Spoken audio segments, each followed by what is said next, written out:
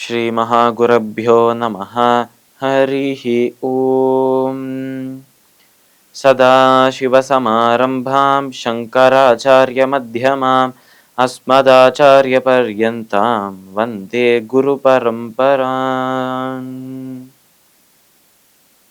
GeM TV நண்பர்களுக்கு எனது வணக்கங்கள். இன்றைய நாள் அனைவருக்கும் இனிய நாளாக அமைய எல்லாம் வல்ல இறைவனை வேண்டி இன்றைய மதமும் நம்மதமே நிகழ்ச்சிக்கு செல்வோம். இன்னைக்கு நம்ம தட்சிணாமூர்த்தி ஸ்தோத்திரத்திலேருந்து ஒரு ஸ்லோகத்தை விளக்கத்துடன் பார்த்துட்டு நேற்றைய தினத்தின் நீதி கதையின் தொடர்ச்சியை காண்போம்.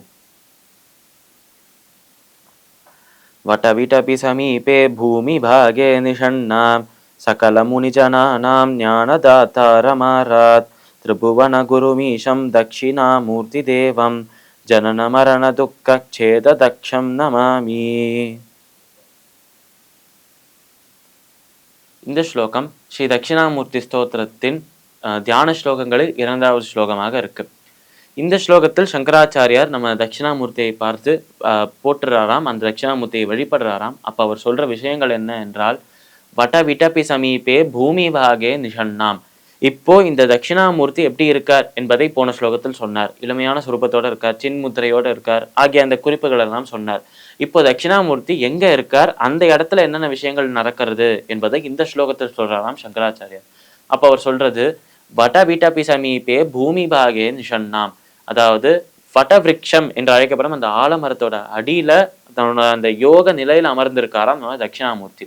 வடவிட்டபி சமீபே பூமி பாகே நிஷண்ணாம் சகல முனிஜனானாம் ஞானதாத்தார மாறாத். அப்படி அமர்ந்திருக்கிற தட்சிணாமூர்த்தி அந்த ஆலமரத்துக்கு பக்கத்துல இருக்கிற பூமி ஃபுல்லா, அதாவது அந்த ஆலமரத்துக்கு பக்கத்துல இருக்கிற நிலம் ஃபுல்லாவே பல ரிஷிகள், பல முனிவர்கள், பல சான்றோர்கள் உட்கார்ந்துட்டு இருக்கா. ஞானத்தை தட்சிணாமூர்த்தியிடமிருந்து பெற வேண்டும் என்ற ஆவலோடு உட்கார்ந்துட்டு இருக்கா. இப்படி அந்த ஞானத்தை பெறுவதற்காக ஒரு ஆவலோடு, அந்த ஒரு ஆசையோடு உட்கார்ந்துட்டு இருக்கிற அந்த முனிவர்கள், ரிஷிகள் இவா எல்லாருக்குமே தன்னோட மௌனத்தாலேயே அந்த ஞானத்தை அருள்கிறாராம் நம்ம தட்சிணாமூர்த்தி. வடவிடபி சமீபே பூமி பாகே நிஷண்ணாம் சகல முனிஜனானாம் ஞானதாத்தாரமாராத் திரிபுவன குருமீஷம் தட்சிணாமூர்த்தி தேவம். அதாவது 3 புவனங்களுக்கும் 3 உலகங்களுக்கும் முவ்வுலகுக்கும் தலைவனாக இருக்காராம் தட்சிணாமூர்த்தி. ஸ்வர்க்கத்துக்கும் பூமிக்கும் பாதாளத்துக்கும் ஈஸ்வரனாக தட்சிணாமூர்த்தி இருக்கிறார் என்று சொல்றார். திரிபுவன குருமீஷம் தட்சிணாமூர்த்தி தேவம். இப்படி முவ்வுலகுக்கும் குருவாக இருக்கும் அந்த தட்சிணாமூர்த்தி அவரின் இளமையான சுரூபத்தை நம்ம கண்குளிர பார்த்து கொண்டே இருக்கலாம் என்றே சொல்றார் நம்ம சங்கராச்சாரியர். திரிபுவன குருமீஷம் தட்சிணாமூர்த்தி தேவம் ஜனன சரண மரண துக்க சேத தக்ஷம் நமாமி. அதாவது இப்பேற்பட்ட இந்த தட்சிணாமூர்த்தி பிறப்பு இறப்பு பிறப்பு இறப்பு என்ற இந்த ஒரு சைக்கிள் இருக்கே, இப்படி பிறப்பு இறப்பு என்றே ரிப்பீட் ஆகிக்கொண்டே இருக்கே, இந்த ஒரு கவலையை, இந்த ஒரு குழப்பத்தை, இந்த ஒரு கஷ்டத்தை நம்மிடமிருந்து விளக்குவார் என்று சொல்றார். இதுக்கான அர்த்தம் என்ன என்றால், இப்படி பிறப்பு இறப்பு என்று சொன்னாலே, இப்போ இறந்து போனவர் திருப்பி பிறந்தார்னா இன்னொரு முறை அந்த கஷ்டங்களை எல்லாம் அனுபவிச்சுதான் ஆகணும். இதுவே இந்த பிறப்பு இறப்பு இதோடையே இந்த ஜென்மா முடிஞ்சிருது என்றால், நம்மளோட வாழ்க்கை என்பது இதோட முடிஞ்சிருது, நம்மளுக்கு மோட்ச முக்தி கிடைத்திருது என்றால், அடுத்த பிறவி என்பது எடுக்கவே தேவையில்லை, அந்த கஷ்டங்களை அனுபவிக்கவும் தேவையில்லை. அதனால் இந்த ஒரு ஜனனம் மரணம் என்கிற இந்த துக்கத்தை அழிக்கிறாராம் நம்மோட தட்சிணாமூர்த்தி.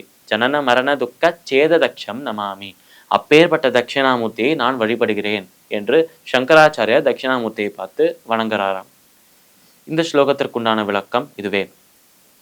இப்ப நம்ம நேற்றைய தினத்தின் நீதி கதையின் தொடர்ச்சியை காண்போம். இந்த ஒரு நபர் தன்னிடமிருந்து தப்பி சென்ற அந்த ஒரு குரங்கை பிடிக்கணும் என்று ஆசைப்பட்டாராம். திருப்பி அந்த குரங்கை நம்ம இழுத்துட்டு வரணும் இங்க என்று ஆசைப்பட்டாராம். அப்போ அவர் மனதுக்குள்ள ஒரு யோசனை வரணும் என்று காத்திருக்கும் போதுதான் ஒரு பானையை பார்க்கிறாராம். அந்த பானை, அந்த பாட்டை பார்த்த உடனே அவருக்கு மனதுல ஒரு யோசனை வர்றதுதான். உடனே என்ன பண்றாருன்னா, தன்னோட அந்த வீட்டுல இருக்கிற சமையல் அறைக்கு போயிட்டு அங்க இருக்கிற ஒரு ஸ்வீட்டை எடுத்துட்டு வந்து அந்த பானைக்குள்ள போடுறாராம். அந்த பானையை கொண்டு வந்து நடு வீட்டுல வைக்கிறாராம். இவர் இப்படி தன்னோட சமையல் அறைக்கு, தன்னோட கிச்சன்ல இருந்து ஒரு ஸ்வீட் எடுத்துட்டு வந்தாரே, ஒரு இனிப்பு எடுத்துட்டு வந்தாரே, இது என்ன இனிப்பு, இது எதுக்கு எடுத்துட்டு வர்றார் என்றால், இந்த ஒரு நபருக்கு தெரியுமாம் தன்னோட குரங்குக்கு இந்த ஒரு இனிப்பு ரொம்ப பிடிக்கும் என்று.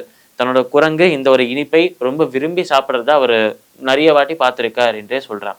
இந்த ஒரு இனிப்பு, இந்த ஒரு ஸ்வீட்டு நம்மளோட இந்த குரங்குக்கு பிடிக்கும், அதனால அந்த குரங்கை பிடிப்பதற்காக நம்ம பயன்படுத்தும் வலை இந்த ஒரு ஸ்வீட்டாகவே இருக்கட்டும் என்று ஆசைப்பட்டாராம் அந்த நபர். இப்படி அந்த ஸ்வீட்டை எடுத்துட்டு அந்த பானைக்குள்ள போட்டுட்டு அந்த பானையை தூக்கிட்டு போய் நடு வீட்டுல வைக்கிறாராம்.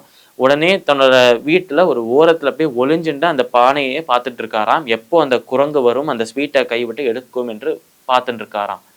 இப்படி காத்துட்டு இருக்காரே இந்த நபர், இவரோட மனதுல இருக்கும் அந்த யோசனை என்ன? இப்படி எதுக்கு அந்த ஸ்வீட்டை கொண்டு போய் அந்த பானைக்குள்ள போடணும்? அப்புறம் அந்த குரங்கு தான் ஓடி போயிடுத்து அது திருப்பி வரும் என்று எந்த நம்பிக்கையில வெயிட் பண்ணிட்டு இருக்கார்? இந்த விஷயங்கள் எல்லாம் நாளை தினம் பார்க்கலாம். மீண்டும் நாளை சந்திப்போம். நன்றி, வணக்கம்.